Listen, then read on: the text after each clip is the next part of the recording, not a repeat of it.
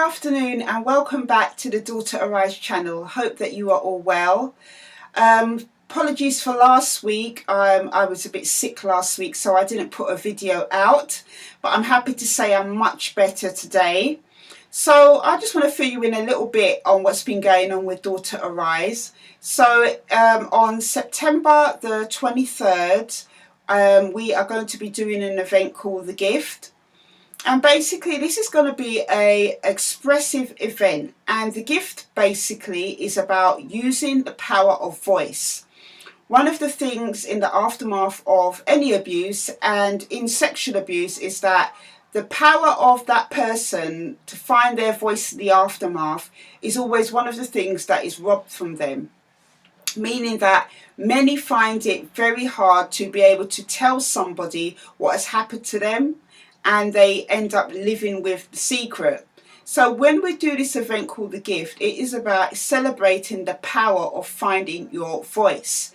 Now, I am going to be reading some poetry, and just a quick fact that you might not know about me. Back in my early years, teenage years, I won a couple of prizes. First prizes, that is, in poetry, and it's something that I have done on and off since the age of 13, to write poetry about different things that I'm feeling or going through.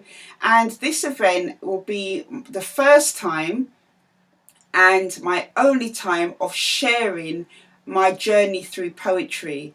So this is going to be my first and only performance of doing this, and I'm going to get other people involved who have been through abuse. I want everybody to have a platform to be able to do that. So we're going to have poetry, we're going to have spoken word, and because I know how difficult it is for people to be able to share things, they might not feel like doing it today, but maybe on that Saturday that we do the event, they may come along and think, actually, I want to share a little poem or song or something that I have done. So we're going to have an open mic section as well. It's going to be in Brixton at Bar 48, which is a Eritrean bar restaurant. We're going to have, in between, we're going to have food, refreshments, and we're going to have jazz. I'm a big fan of smooth jazz, and we're going to have some musicians share some jazz with us as well. Now this event is going to be relatively small. It's going to be for about 45 people. It's an exclusive event, and at the end of July we'll have the leaflet with all the information and where you can get tickets. So I'm hoping if you're somebody that has been through it and you want to share, please get in contact with me at info@daughterarise.org.uk. But if you're somebody who wants to come along to the event, to support, to hear, you know, people's journeys, celebrating finding their voice, I will be posting links in the description bar closer to the time of where you can get tickets. So please look out for that. It's been a fantastic year so far. We're halfway through the year.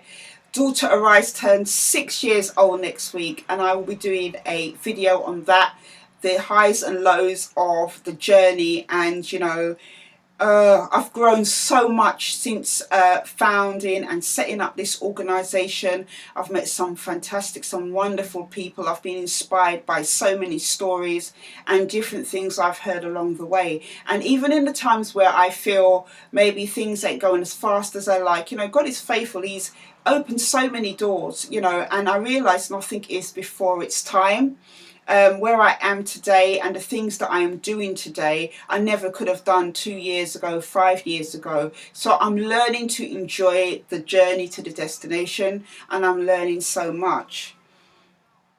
So today I was doing some spring cleaning, and as you know, I've said in many videos that I have kept along my journey since the age of 18 years old different diaries, journals of my experiences and things that I've been through. I have found them to be a place where I can go back and really take encouragement of how far I've come. And it's been really one of those things where I feel that being able to do that, journal, write down stuff, whether that's poetry, write down how I'm feeling, things that have happened, good and bad, have really helped empower me to be the person I am today. And as I was doing some spring cleaning recently, I came across one of my diaries, um, and I wrote a letter to myself when I was 24 years old, and it was about, the title of the letter was What I've Lost. Coming to terms with what I've lost, realization I'd come to about my feelings and things I've gone through, and I wanted to share that with you today. The last video I did was about 5 things that do not help a survivor of abuse, and that video was really about helping people who have friends, relatives, people they know who have been through abuse, knowing how to kind of help them. And I will be doing the other video to that, about how to support somebody you know, love or care about who's been through abuse, how to support them in what they're going through. And I will be doing that in the next couple of videos. But I came across this, and I had a couple of conversations this week with people who I know that's been through sexual abuse, and we were reflecting on what we have lost and coming to terms with that and the impact that it's had on our life. So when I came across this, I thought maybe this week I would just talk a bit about this and share with you this letter I wrote to myself at 24 years old. So here goes. Sexual abuse has taken a lot from me. I am now 24 and only realising this. I'm in therapy again, and this time it is really raw. I know now everything, my attitude towards self, my sexual behaviour, secretness, are all things that have stemmed from my past. One of the main things that has been destroyed for me is me. All the things as a child I was supposed to have, innocence, love, protection, were taken away from me. So really in the aftermath, it's been a guessing game of how I'm really supposed to be. And also as well, everything that everyone expects me to be. I do want to be able to accept me, because when I have those foundations in myself, it's part way to knowing and loving myself. So when people say things about me, I won't fall to pieces. I don't really think I've allowed myself to really grieve about everything. I don't know. I've suffered from depression for 14 years and been clinically depressed for the last 2. So I don't know if depression is classed as grieving. I've never really sat down and cried about my dad. I did love him, but I don't now. As for my mother, all I've ever felt towards her is anger and frustration now. I'm not even really angry at her. As a matter of fact, I don't even think about her. I think I'm actually repressing things and unattached from it all. The only pain I really feel is about me, and I'm frustrated at myself. Frustrated at being needy, frustrated at wanting other people's approval all the time, and not really loving and respecting myself. So that is a letter I wrote to myself at 24 years old. That was 16 years ago. And looking back on this letter, first of all, one of the things that really stand out to me is how much I have grown as a woman. Grown not only as a woman, but also in my attitudes towards myself, towards other people. Since writing this letter, I have learned to love myself, and I've been able to do that through my faith that has helped me tremendously, and also through therapy. One of the things that has helped me to learn to love, to like myself, is realizing that I could never have been at fault for what had happened to me. Part of me being able to come to terms with what I've lost is being able to accept that. I may not have understood it at first, but being able to accept that. And what helped me to do that was understanding that no child, no matter what age, can ever be responsible for an adult's actions. So that has helped me to be able to come to terms with that.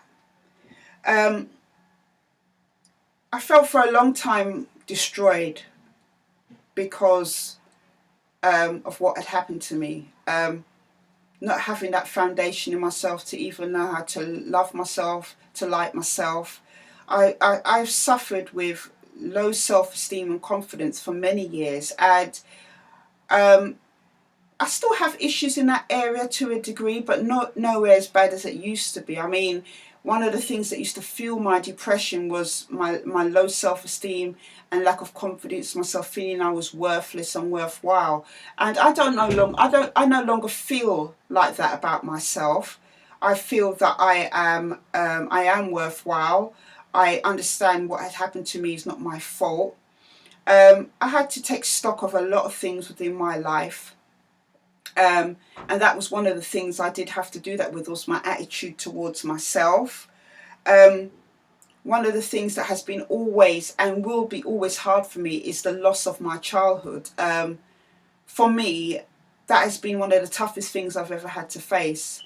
Knowing that I will never get another childhood again, and understanding that in the context of life, we go through childhood once, and we pass through life, and then we go on to the next stage of our life. And knowing that all the things I was supposed to have as a child, my innocence taken away from me, um, the love and protection I was supposed to have from parents, and other things, knowing that I never had that and will never be able to experience that, was extremely hard to take.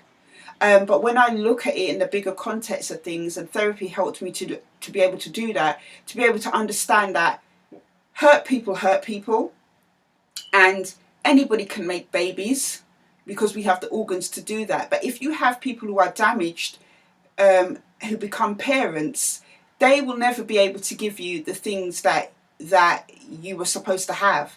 So looking on it in my situation, I understand that both of my parents were extremely damaged individuals, and knowing that, me feeling this sense of loss, that what I should have had, understanding that they would never have been able to give that to me, helped me to be able to come to terms with that. But I will never get over the fact that, my childhood was distorted and disrupted in such a way. But having the knowledge, I think, of how hurt people hurt other people, of having the knowledge of how sexual abuse has affected my life, whether that is mentally, my attitudes towards stuff. When I having all this stuff, has been able to having a knowledge about this stuff has been able to help me to be able to process my loss. It will never be easy for me to understand, but you know. Having that knowledge helps me to be able to pass through it and to move on with my life. Um, People's expectations of me before, I used to, especially when I didn't have the foundations of myself, I used to try and get my foundations outside of myself, and a lot of the time it was from people that didn't even know themselves, allowing to an extent certain people to be controlling over me because I was looking to them for validation and approval of myself. One of the things I can definitely say now within my life, looking back at this, is that I don't allow other people's expectations and definitions of who I am, who I'm supposed to be, to come from other people, from them. My foundations are now based within myself. Where do I get my foundations? Through my faith, of course, in Jesus. I understand that I'm fearfully and wonderfully made. I understand that I'm acceptable and loved in His sight. I understand that I am myself, a unique individual. My personality, my traits, everything about me is unique. There is not another Yvonne in this world. And because I have these foundations now, I no longer allow other people, like I did in my 20s, to dictate to me or define me as a person and define how I should be as a person. And I no longer give my power of self away to other people. No one, there's no human on earth that I will ever allow to, I will ever give my power away to again. That power was taken away from me in my childhood, and I spent the best part of over a decade still giving it away, because I didn't think I was lovable or valuable enough or acceptable enough as myself. now I know that I am. You know, people will pass comments about me and stuff like that, and I have had to learn as well, just letting people have their opinion about me. Um, and being okay with that, because I know the truth about who I am, what I stand for, who I am as a person, the value I have to give to other people. So therefore, other people's opinions about me really don't matter.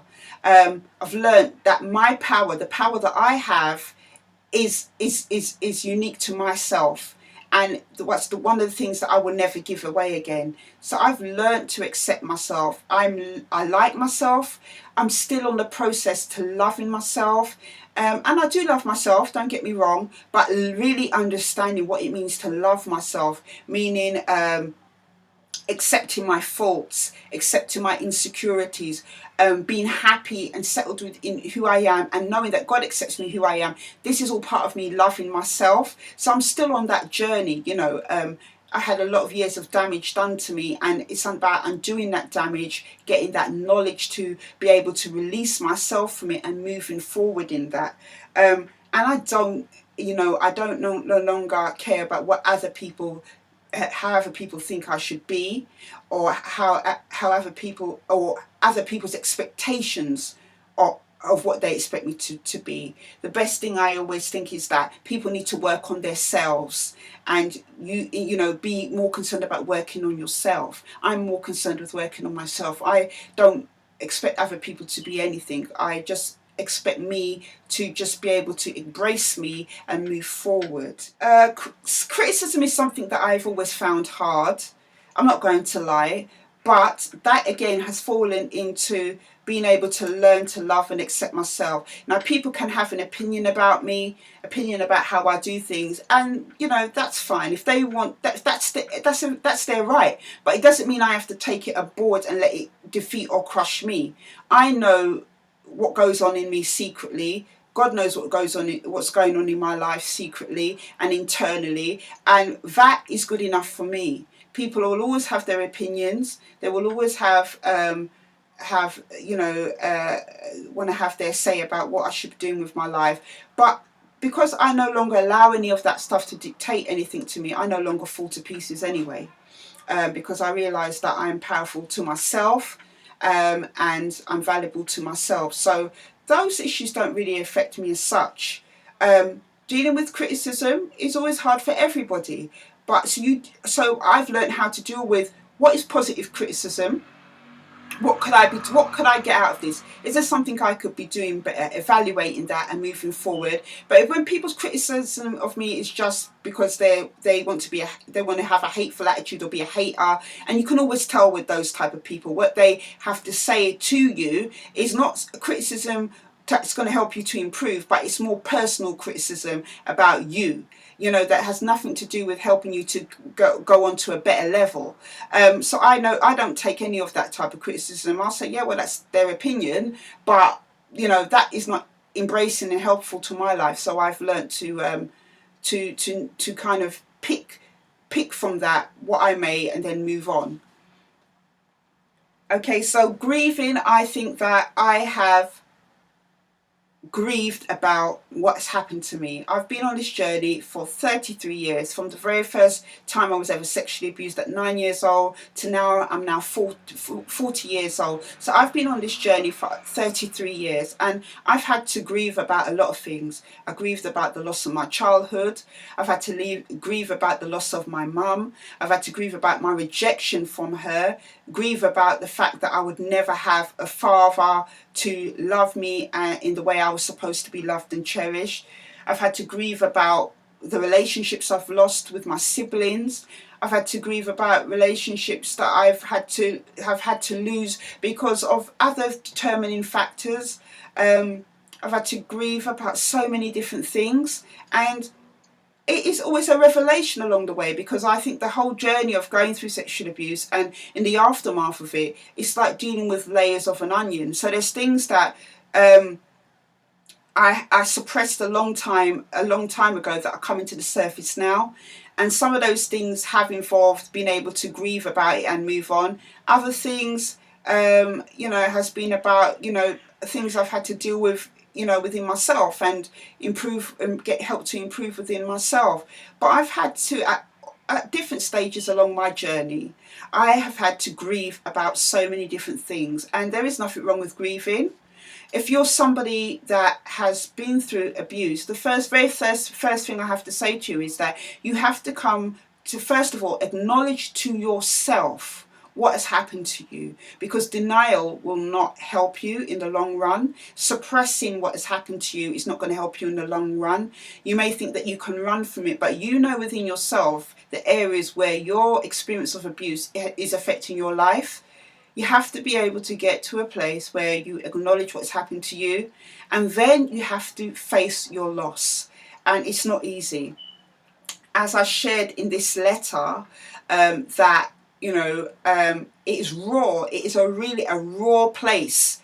When you have to face up to that, I bawled like a baby. I cried so much, and even to the point where over the years I thought I must have cried buckets and buckets of tears because of the pain and hurt and loss that I've had to come to terms with. But ultimately, tears and crying is one of the best things that will help you to heal.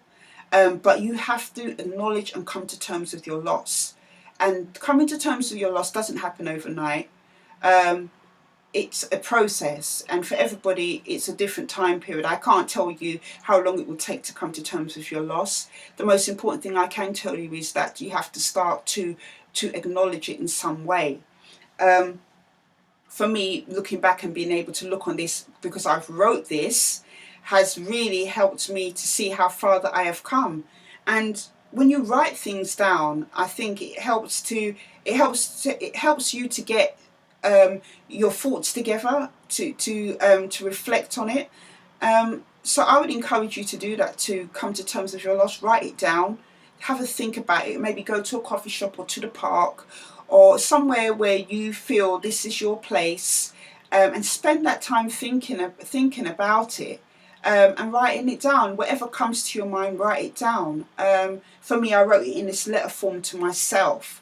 I found that very powerful. Maybe you might find, making a little video to yourself, you might find that helpful, or writing it down in poetry form. Whatever way you find it helpful, write down what your experience of abuse, what it has meant for you in terms of your loss. What have you lost? And write it down. That is one of the steps that will help you to get on the road to healing. Depression and grieving, I think, went hand in hand for me. I think part of me being able to grieve was linked into my depression. So I was depressed because I was grieving, I think.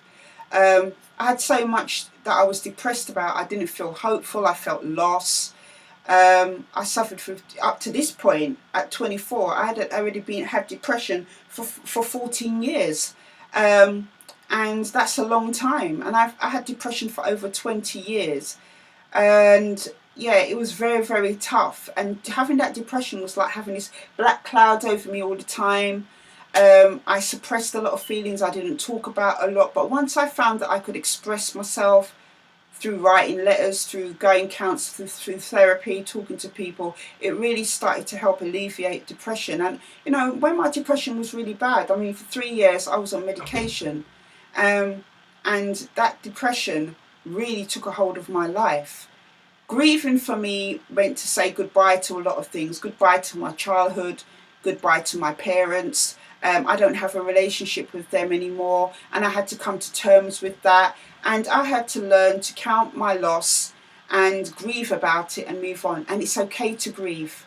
You can get help with your depression through your doctor, through mental health services such as Mind. But this is all part, I think, for me, part of my depression was coming to terms, was grieving. And once I learned how to grieve, learned how to, come to terms with my loss, and also to forgive, because for me, forgiveness for me meant not saying it was okay for what my parents had done, but letting them go, releasing that offence from them, not for their sakes, for my own, because I was so angry, I was so confused and everything about what had happened to me. and I wanted to just be able to move on with my life. And as I said, it's been a process to get to this point. I no longer feel anger towards my father. Yes, I did love him. I thought there was something wrong in saying that I actually loved this man. I did love my father at one point. Um, Even with his faults and stuff like that, even though I felt fearful of him. Um, but I know I don't love him now. And I'm going to be honest about that. Um, but I don't wish him ill. I don't wish any of them ill will. Um, I don't feel anger towards my mother anymore. I don't feel any of these type of feelings. And that has been about me being able to just come to terms with my loss and understand going forward I am the woman that I am now.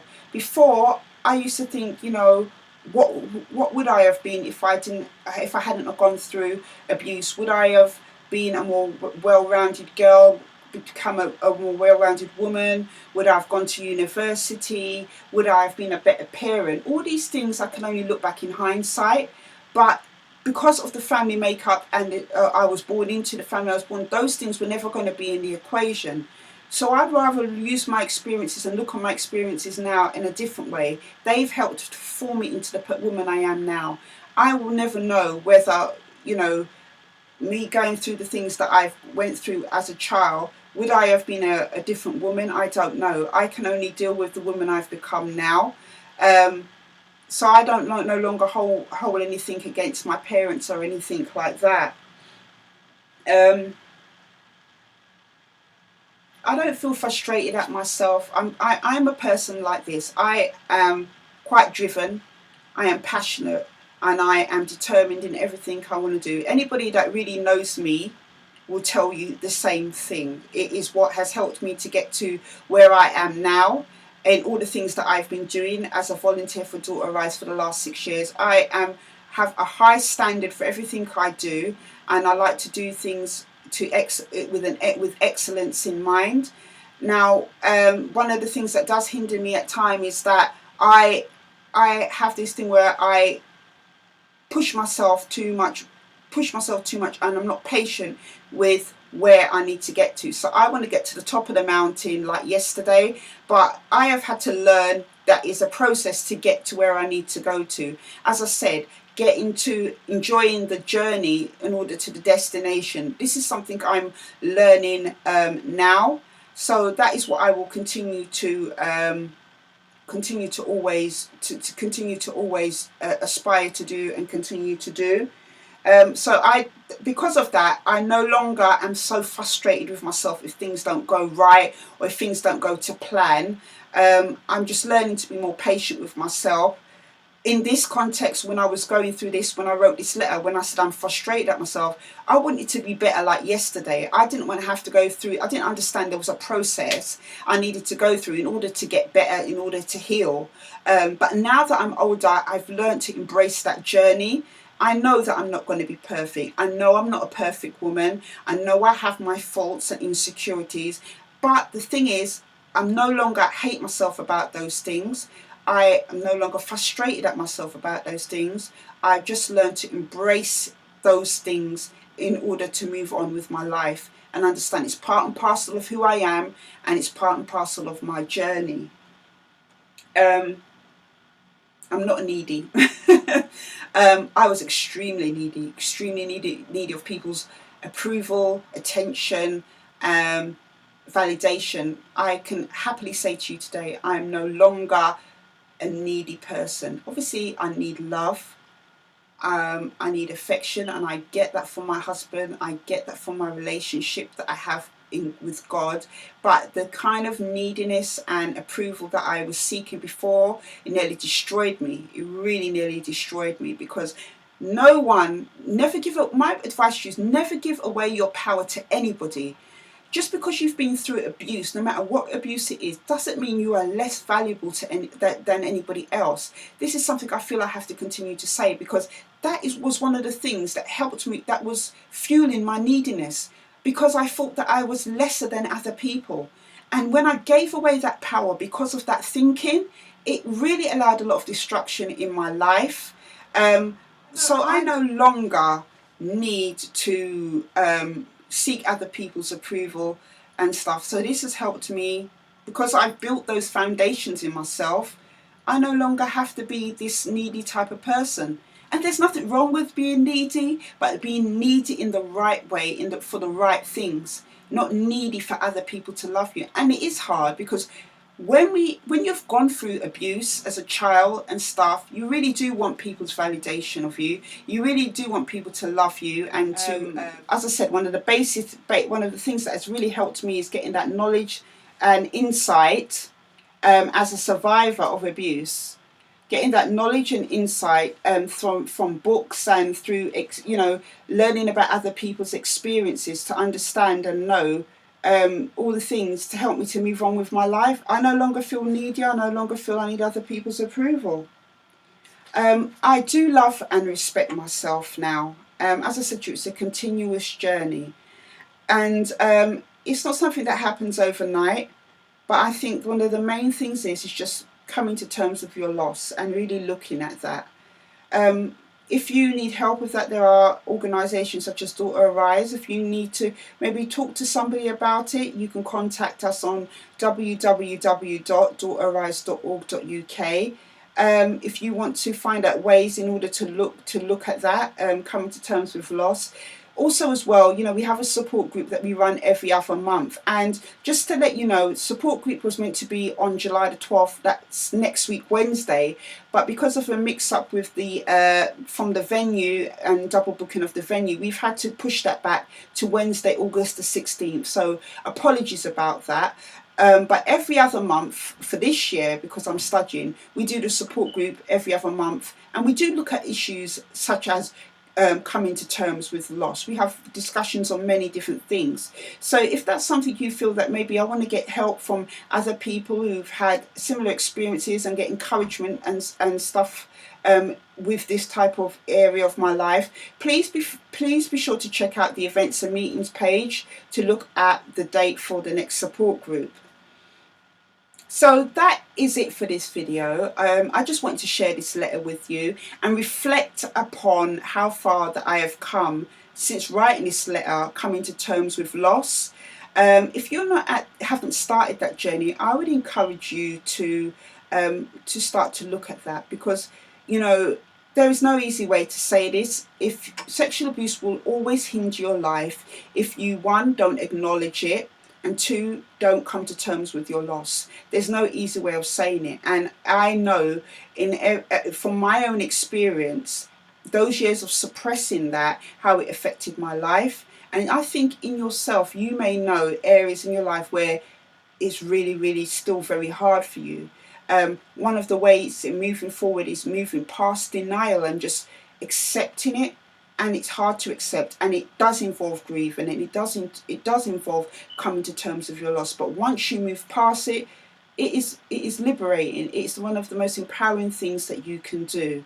So maybe like me, you find that writing things down, write it down, write a letter to yourself, record a little video to yourself, write a poem to yourself, however you find helps you to kind of voice that, get out those feelings of how loss has affected you. Do that. I would encourage you to try and explore those avenues.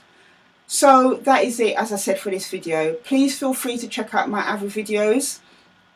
I talk about different news topics and experiences that I've had and issues that affect other survivors in my videos every week. Check out my other videos. The circle, the Daughter Arise symbol, that is to subscribe. If you think these videos have helped you, or you want to support, please subscribe to this channel. Also as well, please share these videos with anybody you know that might be affected by these issues. We really appreciate all the support that we can get.